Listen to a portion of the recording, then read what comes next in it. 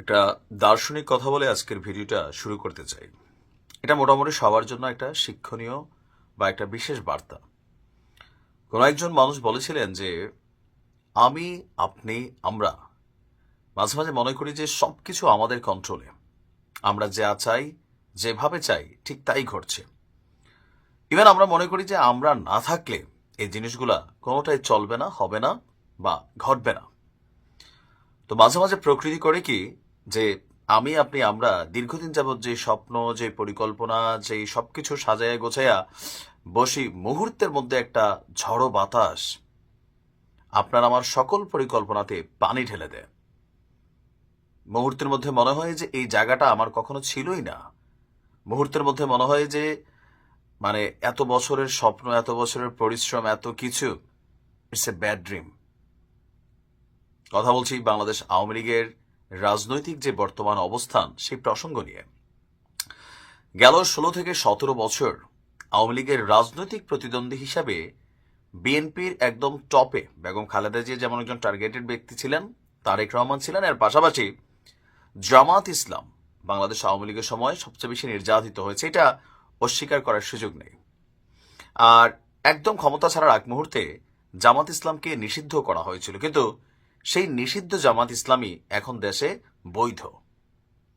Even গতকালকে যে ঘটনা ঘটেছে, আমি নির্ঘাত নিশ্চিত যে শেখ হাসিনা এমন দৃশ্য দেখে তিনি আসলে ভাবছেন যে আসলে কি এগুলা হচ্ছে, নাকি এগুলা জাস্ট একটা কাল্পনিক দৃশ্যপটের মতন সবকিছু পরিবর্তিত হয়ে গেল বা ঘটছে। কথা বলছি গোপালগঞ্জ নিয়ে। বলা হয়ে থাকে বাংলাদেশে আওয়ামী লীগের সবচেয়ে বড় ঘাঁটিটা হচ্ছে গোপালগঞ্জ। সেই গোপালগঞ্জেই বাংলাদেশ আওয়ামী লীগের সবচেয়ে বড় শত্রু হিসেবে যারা চিহ্নিত ছিল এত বছর, জামাত ইসলাম গতকালকে আমার ধারণা প্রায় 2 যুগের কাছাকাছি সময় পরে তারা তাদের বিশাল এক কর্মসূচি করেছে। আমরা দেখছি যে গণ অভ্যুত্থানের পর গোপালগঞ্জে এই প্রথমবারের মতন প্রকাশ্যে কর্মসূচি দিয়েছে বাংলাদেশ জামাত ইসলাম। আর গতকালকে বিকেল 5টার দিকে শত শত মোটরসাইকেলে করে শোভাযাত্রা, রাস্তার বিভিন্ন জায়গায় পথসভা এবং নানান ধরনের কর্মসূচি পালন করেছেন জেলা জামাতের নেতাকর্মীরা। এর মধ্যে আপনারা জানেন যে জামাত ইসলাম নির্বাচনের জন্য তাদের বিভিন্ন জায়গায় নিজেদের যে প্রতিদ্বন্দ্বী আছেন তাদের সাথেও লোকাল পিপলকে বা বাংলাদেশকে পরিচয় করিয়ে দিচ্ছে। এবার গোপালগঞ্জের 2টি আসনেও সম্ভাব্য প্রার্থীদেরও গতকালকে পরিচয় করে দেওয়া হয়েছে। শোভাযাত্রাটি গোপালগঞ্জ শহরের লঞ্চঘাট এলাকার মডেল মসজিদ চত্বর থেকে শহরের বিভিন্ন সড়ক প্রদক্ষিণ শেষে ঘোনাপাড়ায় গিয়ে শেষ হয়েছিল। আর পথসভায় বক্তব্য দিয়েছেন জেলা শাখার আমির, তারপর যিনি মনোনীত প্রার্থী হয়েছেন অধ্যাপক রাজাউল করিম, গোপালগঞ্জ 2 আসনের নির্বাচনের জন্য মনোনীত প্রার্থী অ্যাডভোকেট আজমল হোসেন সর্দার। তারা বলছেন যে আপনার গোপালগঞ্জ সহ দেশের ঘরে ঘরে কোরআনের দাওয়াত দেওয়ার জন্য, আল্লাহর কোরআনকে সংসদে বসানোর জন্য এই নির্বাচনী প্রচারণায় জামাত ইসলামী শরিক হয়েছে। বলছেন যে আমরা এখানে কখনো নিজেদের রাজনৈতিক কর্মসূচি পালন করতে পারতাম না, কিন্তু 5ই আগস্টের পর এই প্রথমবারের মতন আমরা এখানে রাজনৈতিক কর্মসূচি পালন করছি, আর এর মধ্য দিয়ে নতুন এক যুগের সূচনা হচ্ছে। এমন দৃশ্যপট যখন শেখ হাসিনা দেখেন বা আওয়ামী লীগের নেতাকর্মীরা দেখেন, অনেকটা গাত্রদাহ ভাব তো আসেই।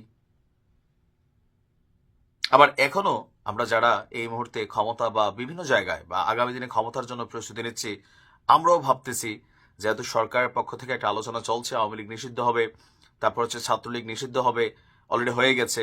সো এই এলাকাগুলোতে বা বাংলাদেশে এই জায়গাতে আমরাই আগামী দিনে যুগের পর যুগ শাসন করবো। সো আমরা যা খুশি তাই করব। কিন্তু ইতিহাস কি শিক্ষা দিছে আর আমরা কি শিক্ষা নিছি?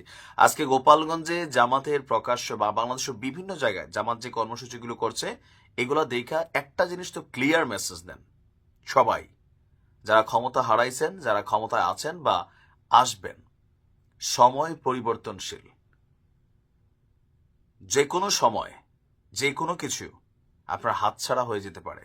সো এমন কিছু করে যাবেন না যেটার জন্য আপনার হাতছাড়া হয়ে গেলেও আপনাকে নানান ধরনের কি বলা হয় যে প্রতিকূলতার শিকার হতে না হয়। ভালো থাকুন।